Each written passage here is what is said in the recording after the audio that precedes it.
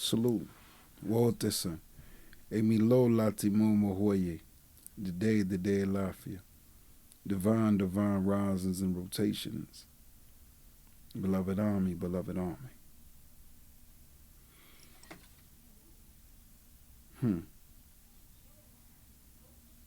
Umoja. Unity. Where can you find unity in a collection of people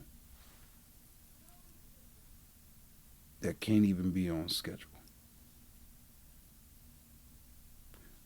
Where can you find unity for a collection of people that can't be loyal to a cause to even be present for the cause? Where can you find unity and the power that comes with unity when dealing with a collection of people that make every excuse not to be there and no excuse to be there? The excuse is my parents, my children, my significant other. But when there's a problem and your parents, your children, or your significant other become the target of that problem, or you become the target of that problem, it's really interesting how all of a sudden you got a reason to be there.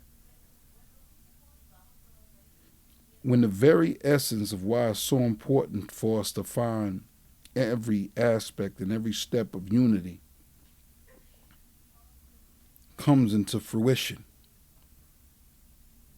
Oh, it's going to be a little too late for the unity. It's going to be a little too late for the get on board with when something is lost or someone is lost. See, unity would have stopped us from losing Sandra Bland.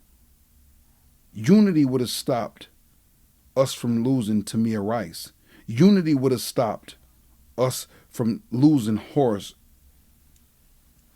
Unity would have stopped us from losing Sean Bell. Unity would have stopped us from losing Eric Garner, Trayvon Martin. Unity would have stopped us from losing the countless brothers and sisters that have been lost at the hands of injustice. But the unity got to come before the injustice. See, because when they see signs of unity, they have a tendency of targeting leadership. But if all the people are the leadership, they can't make up a logical enough reason to display into the public eye of why they have attacked a collection of people. They could point a finger and say one individual was a rabble rouser. They could corrupt the imagery for society of one individual. But they can't corrupt the imagery of society for a collective. As a great brother once said, that a revolt or revolution is not an individual's reaction. A revolt or revolution is not an idea that just comes into fruition. It's a response to social circumstances.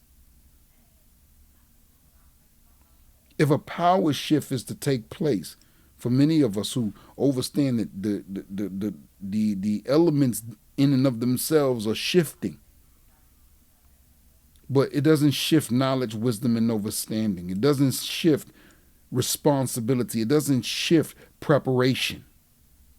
That's what you got to do. You got to be prepared for the shift. You got to be prepared for the power. You can get all the power in the world, but if you ain't prepared for it, you're not going to do anything but be corrupted and corrupt others in the process and corrupt the imagery of the power.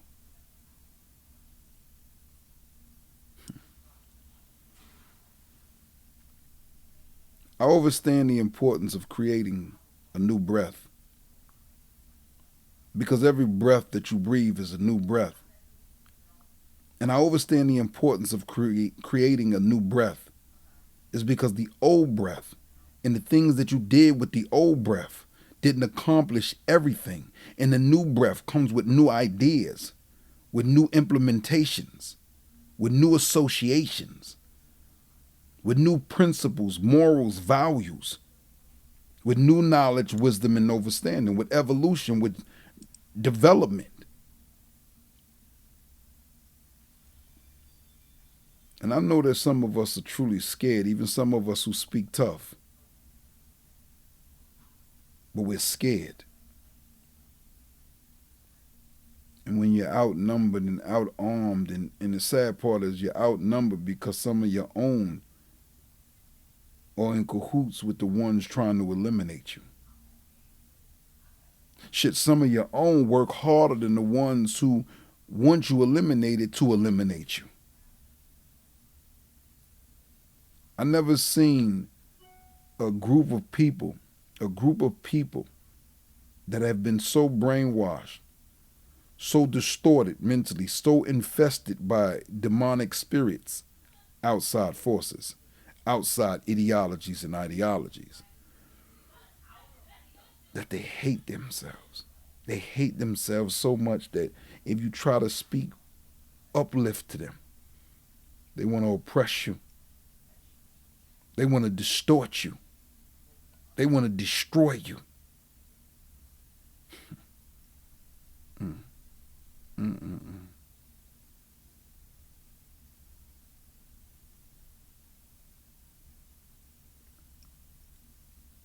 Umoja.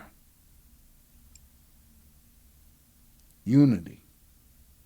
Unity is excessively important.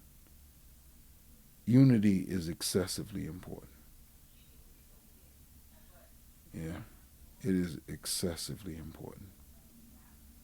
But unity has to come with implementation, because these creatures once said, this system, this shitstem, Babylon, this government, it once said,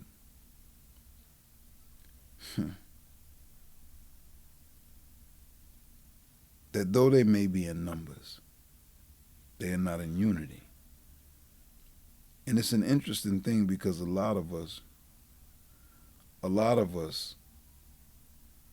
don't get that. A lot of us didn't get it when it was said and still don't get it. We think because we got numbers. You see that often, especially in prison and things of that nature, in street organizations. You see people who think about numbers more than they think about quality. But those who have stolen the reign of power don't fear numbers, they fear quality. And they fear quality in numbers. Quality comes with a state of mind. Quality comes with a state of spirit, a state of being. We cannot rise above a nation of oppressors, a nation of downpressors by using their shit to legitimize our identities. We cannot rise above enslavers by using their terminologies to define ourselves. We cannot build a nation, Taifa, Ilide, Ajama, family, Kwaida. We cannot build anything significant using things that were given to us during enslavement, mentally, physically, or spiritually. We're just playing. We're like children playing house.